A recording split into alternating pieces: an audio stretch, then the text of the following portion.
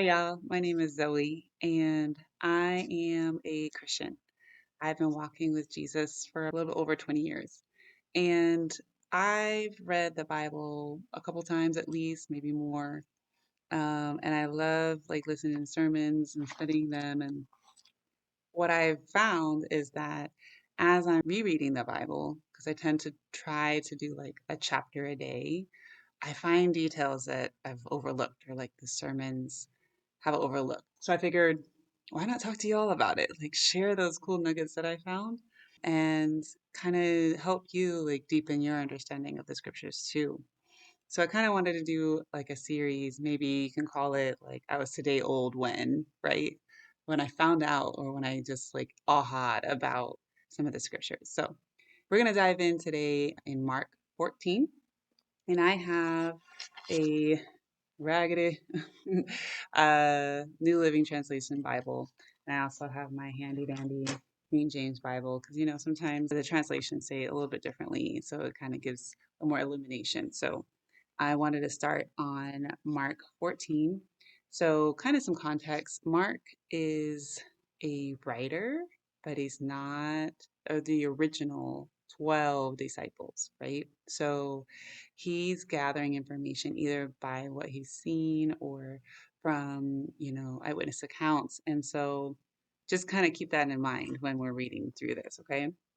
So, Mark 14, we're actually talking about the Last Supper at this point. I'm going to start at verse 12. So, on the first day of the festival of unleavened bread, when the Passover lamb is sacrificed, Jesus' disciples asked him, "Where do you want us to go to prepare the Passover meal for you?" So, Jesus sent two of them into Jerusalem with instructions. As you go into the city, a man carrying a pitcher of water will meet you. Follow him. I was like, so you're just gonna find some random man carrying some water, right? And the King James says he sends for two of his disciples, saying, "Go ye into the city, and there shall meet you a man bearing a pitcher of water. Follow him." It just kind of struck me because that's a very specific detail. I just was like, wow. So he uses the mundane things and activities to like be a vessel, be of use to somebody. I don't know if he just got water from the well, but he is carrying this pitcher of water over to a new place, like just to, I don't know, have water ready for whatever they're doing. And this man gets used. He's like, "You're going to take them somewhere." And he had to just obey. Can you imagine? In the next thing, he says, at the house, say to the owner, "The teacher asks, where is the guest room where I can eat the Passover meal with my disciples? And he will take you upstairs to a large room that is already set up. That is where you should prepare our meal." The house was already set up, and the man who was walking with a pitcher of water, all he had to do was lead him there. Can you imagine? Like your everyday activities could actually lead you to helping a bigger story happen. God uses you wherever you are. Okay, I'm so excited. So, anyway, I'm going to skip down to verse 29. Jesus is now like having a conversation with the disciples about what's going to happen when he is um, turned over to the priests and they are going to, put him on trial and consider how to kill him, right? So I'll just kind of start at verse 27. On the way, Jesus told them, "All of you will desert me, for the scriptures say, God will strike the shepherd and the sheep will be scattered. But after I am raised from the dead, I will go ahead of you to Galilee and meet you there." Peter said to him, "Even if everyone else deserts you, I never will." So I already know that, right? Peter said he will never deny, he will never leave. He's not going to go anywhere, right? This is what I missed for some reason. Jesus replied, "I tell you the truth, Peter, this very night, before the rooster crows twice, you will deny me 3 times, that you will even know me." Verse 31. "No," Peter declared emphatically, "even I have to die with you. I will never deny you." The others vowed the same. That is a detail I missed. He's like, "I will never leave you. I will die with you. I will not deny you." And others vowed the same. So it's not just Peter who was, making extravagant promises to never deny the Lord or to even die with the Lord. The other disciples did too. That just blew my mind. I was like, oh, so it's not just Peter. I mean, it makes sense, right? They're supposed to be Jesus's ride or dies. They decided to vow with him, right? To just kind of be like, yeah, never, me too. I won't leave you. I won't leave you. That is the detail I missed before because it's taught the focus is Peter denied Jesus, and Peter made all these promises that he won't leave him. He's not going to deny him. However, others did the same also, right? So that's a point I wanted to bring up. So then I skip down to verse 37.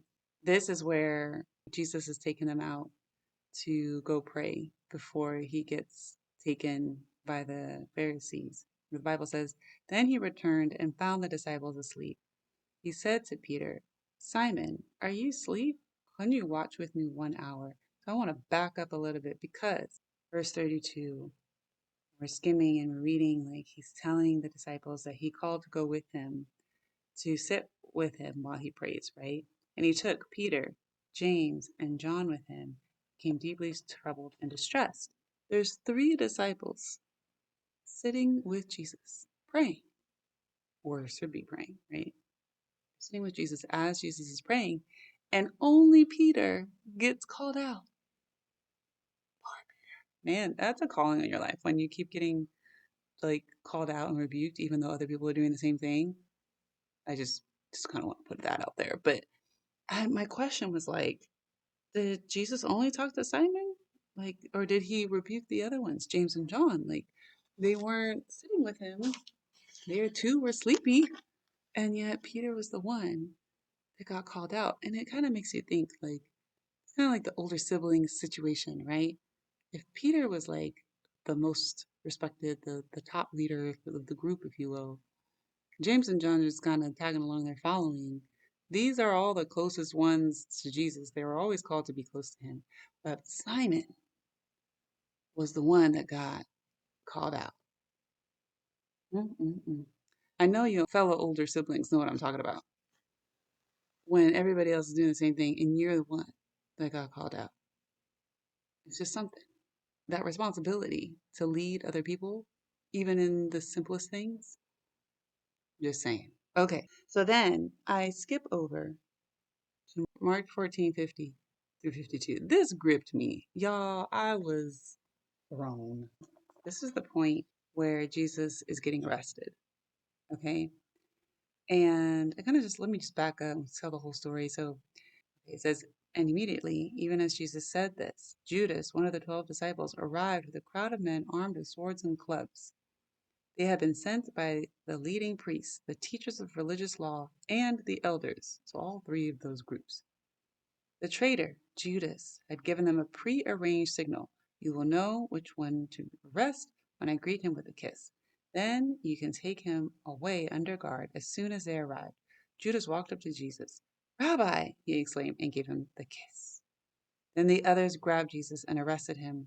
But one of the men with Jesus pulled out a sword and struck the high priest's slave, slashing off his ear.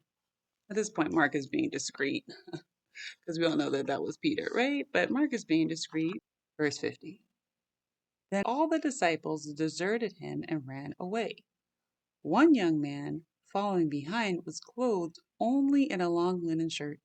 When the mob tried to grab him, he slipped out of his shirt and ran away naked. Who? Like, I was like, why is this in here? Why is this in here? Okay, so I had to look this up. I was like, some commentary has talked about this. I need to know. So I went to Blue Letter Bible, blueletterbible.org. Great resource for a Bible study. Okay, it helps you find Greek translations, Hebrew translations. It helps you connect, to different commentaries and cross references. Awesome. I went and found Alexander McLaren's The Captive Christ and the Circle Around Him commentary. It's beautifully written. And it's talking about the whole thing, 43 through 54, right? So point number 5, listen to this, guys. Adventurous curiosity puts a flight. Okay. This is just describing this whole moment that Mark is describing right here. Probably the young man was Mark, this outsider bystander situation. Only he tells the incident, but no other book of the Bible is talking about, which has no bearing on the course of events. I was like, exactly. And was of no importance but to the person concerned. He has put himself unnamed in a corner like the monkish painters used to do, content to associate himself even thus with his Lord. His hastily cast on covering seems to show that he had been roused from sleep. Mingled love and curiosity and youthful adventurousness made him bold to follow when apostles had fled. Okay? No effort appears to have been made to stop their flight, but he is laid hold of, and terrified at his own rashness, wriggles himself out of his captor's hand. So I guess even though that's a detail that is like, yeah, we didn't need to know that. Why did we need to know that? Puts him there. And I guess he's saying, I was there, even though the disciples wasn't. They decided to leave. And I was at least there, and I could tell you what happened. So I just thought that was so random. Why is that here? Right? So, anyway, thanks for joining me today. I know I'm a little weird, but I just love finding those little details and kind of just being like, did that just say that? What does that mean? Are you sure? Where else did that say that? You know? All right, y'all. I hope I do more of these. I have lots of ideas because I just love studying. Thanks, y'all.